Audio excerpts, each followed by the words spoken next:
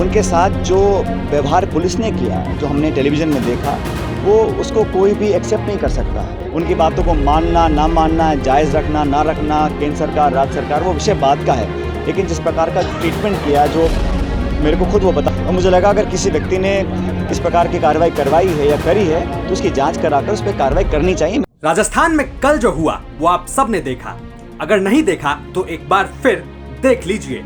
इतना तय है कि कल के दिन ने गहलोत सरकार को राजस्थान में ही नहीं बल्कि पूरे देश में बदनाम कर दिया। अब सरकार की इसी बदनामी पर सचिन पायलट का गुस्सा फूटा है।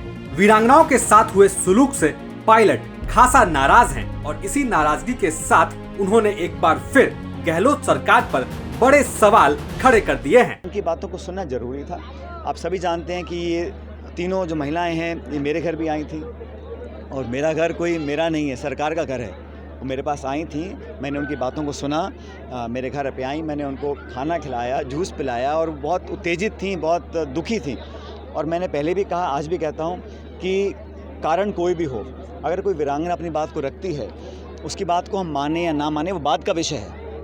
लेकिन उनके साथ जो व्यवहार पुलिस ने किया, जो हमने टेलीविज़न में देखा, वो उसको कोई भी एक्सेप्ट नहीं कर सकता है। आपको बताएं कि बीते दिन सचिन पायलट टोंक में थे, एक जनसभा करके मीडिया से बात कर रहे थे।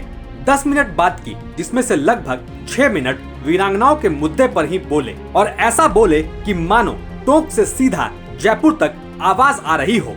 पायलट अपनी ही सरकार से बार बार दो ही सवाल दोहरा रहे थे, वीरांगनाओं की मांगे क्यों नहीं सुनी जा रही और उनके साथ राजस्थान पुलिस ने ये कैसा बर्ताव किया है। पायलट ने तो यहाँ तक कह दिया कि ये किसके इशारे पर हो रहा है, इसकी जांच होनी चाहिए। लेकिन आज मैं मानता हूँ कि अगर कोई छोटी मोटी मांगे हैं, किसी की सड़क का है, चारदीवारी का है, मूर्ति का है, उस काम को हम पूरा कर सकते हैं, क्योंकि देश में ऐसा मैसेज नहीं जाना चाहिए कि वीरांगनाओं की बात हम सुनने को भी तैयार नहीं है। बात सुनना, मानना ना मानना तो बात की बात है, लेकिन बात को सुनने में किसी को अपनी कोई ईगो सामने नहीं लानी चाहिए। किसी को भी, कोई भी व्यक्ति हो।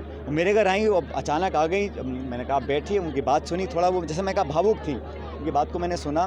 देखिए, महिला हैं, भावुक हैं, उनकी मानसिक स्थिति क्या होगी, क्या उन पर बीती होगी, तो बड़ी संवेदनशीलता से उनकी बातों को हमने सुनना जाना चाहिए था और जो पॉसिबल है बताना चाहिए था। अगर नहीं भी करना है तो उनको बैठकर समझाने का काम अगर किया गया होता, मैं समझता हूँ एक बेहतर तरीके से मामले को निपटाया जा सकता था। तो कोई भी कारण रहा हो, उनकी बातों को मानना, ना मानना, जायज़ रखना, ना रखना, केंद्र सरकार, राज्य सरकार, वो विषय बात का है।